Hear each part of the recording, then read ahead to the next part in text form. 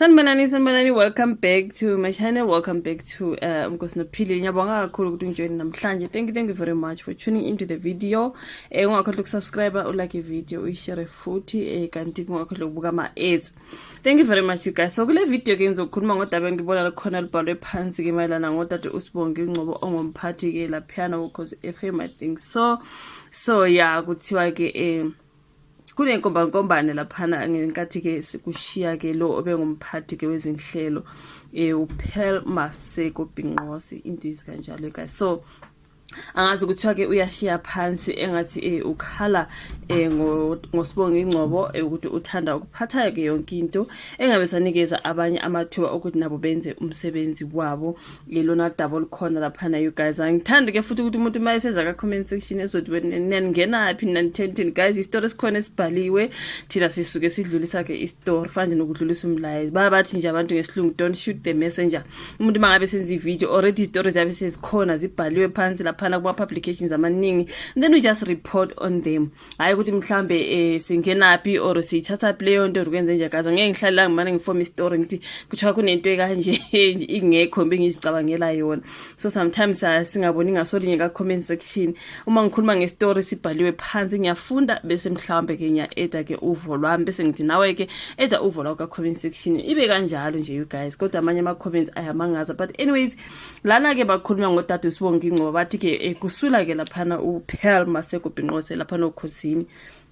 So ke odabeni bathe inkombankombane ngenkathi kushiya umphathi wezinhlelo ke laphana kuKhozi FM kuthiwa kukhonjwa ke ngenjumbana umphathi weKhozi FM ngemva kokwesula emsebenzini komphathi wezinhlelo kulomsakazo uPearl Maseko Binqose. uSbongi Ngcobo ke usolwa ke ngokwengamela ke yonke into aqhambukele nasezindaweni eziphethwe abanye ozakwabo okuyinto kuthiwa ke yenza abanye abaphathi ke bangakwazi ke ukulawula izinhlaka zomsebenzi abaziphethe bona ke bathi ke uyaqhambukela kudade yona into engiyibonile laphana ibhalwe ngayo ukuthi uze wagcina ke esesula ke le emsebenzini lo omunye okuthiwa uyasula engathi usola ke bani yena ke uSbongi Ngcobo ukuthi ufuna ukuphatha yonke into engabe sabanikeza bona ke i-chance yokuthi nabo benze umsebenzi wabo kumele bawenze.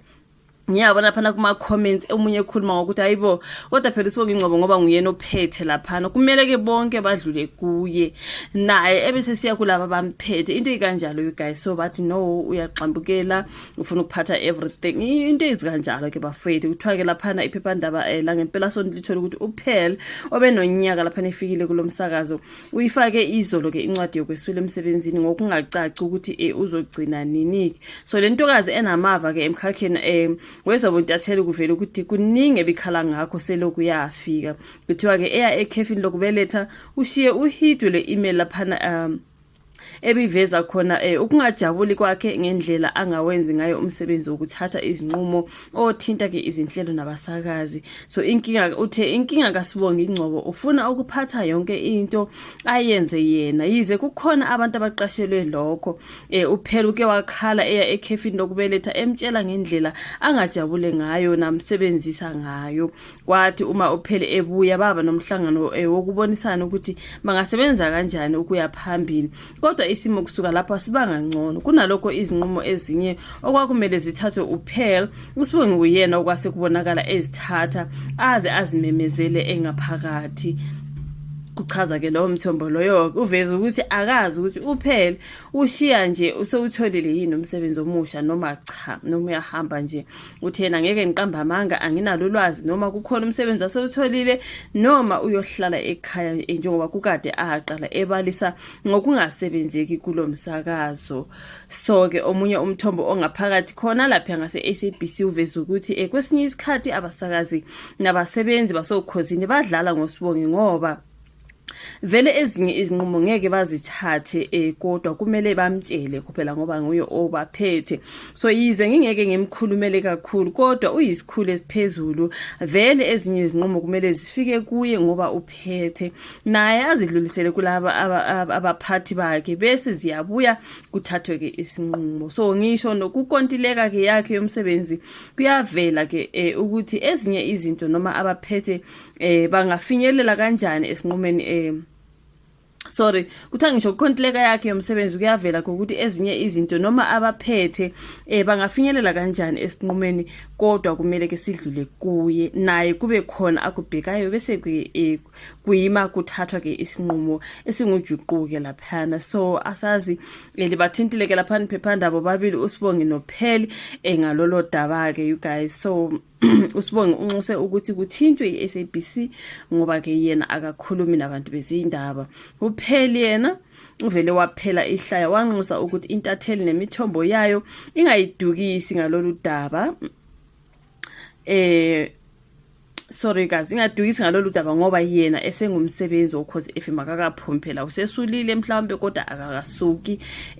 Umoni ke siyaphela okhulumele iSABC yena wasiqiniseka ukuthi bayitholile incwadi kaPearl ezwakalisa ukuthi ke uyashiya ke kulo msakazo. So bathi njenge SABC sizothanda ukumbonga uPearl Maseko Binqose ngomsebenzi awenzile kule nkampani futhi simfisa lokuhle kodwa lapho aya khona. Njengoba bebeke bathi abazi ukuthi usula ngoba utholile umsebenzi noma uyohlala ke phansi mhlambe akasekho comfortable into ezikanjalo bafethu angazi elona daba enibonela ubhala lapha ngodade uSbongi Ngcobo kuthiwa kukhona osulayo ekhala ngokuthi umsebenzisa kanzima. Kusho ukuthi lapha makuza kwi decision making bathi udade ufuna ukubusa ayenze yonke into ebengasabanikeza nethuba nabo bathathe izinqumo laba kushiya ke ngama position wabo. So ke amunye bese sithi ayibo kodwa ke yena ngoba nguye ophethe so kuzomela yonke into idlule kuye bese iyadlulela kwabanye abaphezulu into ezikanjalo bafethu nama ngazi ukuthi sithini istory sakhona you guys kodwa bathi uyashiya ke lapha na uPearl Binqose something like that. Ngina double bhale phansi uzoshuva vola khona ka comment section njengoba ke umlaleli oKhozi FM kusho ukuthi nawe uzophawula ke ngendlela wazi ngakhona nami indlela ke udaba engilithole ngakhona. Ngiyamlandela kakhulu uSbongi Ngcobo kodwa ke bengamlandeli kangaka uPearl so angazi ukuthi ithini indaba yabo bengithi ngireporte lokho. Thank you so much for watching i video. Ungakhohlwa ukuthi like usubscribe ushare ke bese siyabonana kwenye ke elandelayo. Bye.